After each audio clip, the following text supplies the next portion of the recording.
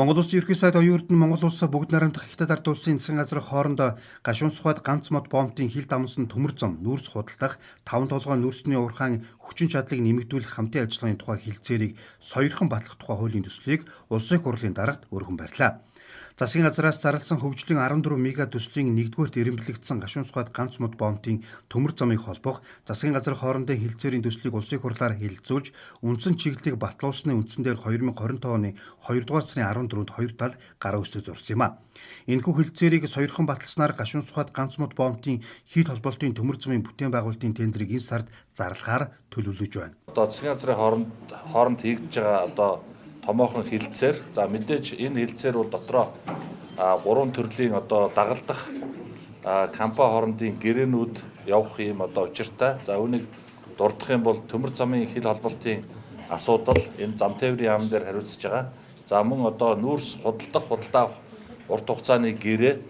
За дээрэс нь уурхай хүчин чадал нэмэгдүүлэх гэсэн ийм 3 цогц зүйлээс бүрдэж байгаа гэдгийг та бүхэн мэдж байгаа. За мөн үүний өмнө бид бүхэн улсын хурлаар энэхүү засгийн газар хоорондын хэлэлцээрийг байгуулахад баримтлах үндсэн чиглэлийг улсын хурлаар батлуулсан. Энэ үндсэн чиглэлийн хүрээнд болон байнгын хороо улсын хурлын чуулган дээр батлагдсан тэр хүрээнд нь энэхүү хэлэлцээрийг байгуулж чадсан гэдгийг хэлье. Хил дамсан төмөр зам болон анхны 14 мега төслийн анхны том бүтээн байгуулалтыг улсын хурлаар улсын гэрээ соёрхон батлахаар сая улсын хурлд ерөнхий сайд, Монгол улсын тэргүүн шадар сайд, Монгол улсын шадар сайд, мөн аж үйлдвэр эрдэс суйлгийн сайд болон миний бие хамтдаа өргөн барьлаа.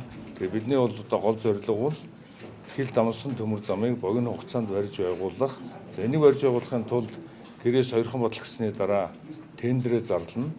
За тендерийг бол Монгол улсын хуулийн дагуу мөн Дорж ханд шадар сайдын худалдаа авалтын газар тендерийг шалгаруулах ёстой. Тэрний дараа зам тээврийн яам гэрээгээ байгуулж энэ ажлыг богино хугацаанд эхлүүлэх ийм үүрэгтэй байгаа гэдгийг төшөнд хэлье. Гашуун сухад ганц мод хил дамсан төмөр зам Монгол Улс бүгд найрамдах Хятад ард улсын хооронд 1955 оны хэлэлцээрээр байгуулсан замын үд ирээн төмөр замаас хойш хийгдэж байгаа 2 дахь холболтын төмөр зам болно. Төмөр зам ашиглалтанд орсноор Монгол улсын бомбын хүчин чадал 2 дахин нэмэгдэж, нүүрсний экспорт жилд дунджаар 83 сая тонн байгаагаас 165 саяд хүрч, нүүрс борлуулалтын орлого жилд 1.5 тэрбум Америк доллараар нэмэгдэж, нэг хүнд ноогдох дотоодын нийт бүтээгдэхүүний хэмжээ 10,000 Америк долларт хүрэх зорилт бэлэх юм а. Монгол улсын хувьд бид нар ямар байдлаар асуудалд хандах вэ гэхээр энэ биднээс үл хамаарсан байдлаар том гүрнүүдийн хоорондох худалдааны асуудал зөрчлүүд гарч ирсэнтэй холбоотойгоор бид нар өөрсдийнхөө экспортын гарцыг нэмэгдүүл, гадаадын хөрөнгө оруулалтыг татах, валютын урсгалыг бий болгох энэ чиглэлээр бол зайлшгүй арга хэмжээ авах шаардлагатай. Тэгээ засгийн газар бол энэ дээр идэвхтэй ажиллаж байгаа. Тэгээ үүний хүрээнд бол өнөөдөр энэ гэрээ хэлцлийг бол өнөөдөр хаврын чуулганы эхний өдөр бол өргөн барьж байгаа юм учиртай юм а. Үр дүнд нь юу болох вэ гэхээр бид нар экспортын гарцыг нэмэгдүүлэн орлогоо бол доктортой барихыг бол хичээнэ.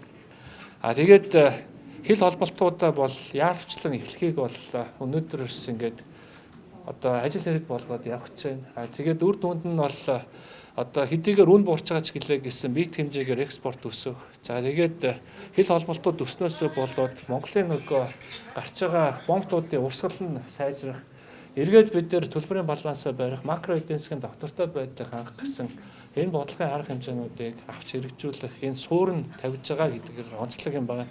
Монгол улсын нийт хүн амын орлогын албан татварын дүнгээс 2 дахь хэмжээний нэмэлт орлого олно. Ингэснээр үндэсний баялагын сангийн хоригдлын сангийн орлого нэмэгдэж, олон жил яригдсан татварын реформыг хэрэгжүүлэх суурь нөхцөл бүрдэнэ. Мөн Монгол улс бүгд найрамдах Хятад ард улсын хооронд шивээ хүрэн сэхээ бичигт зүүн хатавч ханг мандлын бомбууд төмөр замаар үе шаттай холбогдох, баруун зүүн тэнхилгийн төмөр замын дараагийн төслүүд хэрэгжих нөхцөл бүрдэнэ гэдгийг засгийн газар үзэж байна.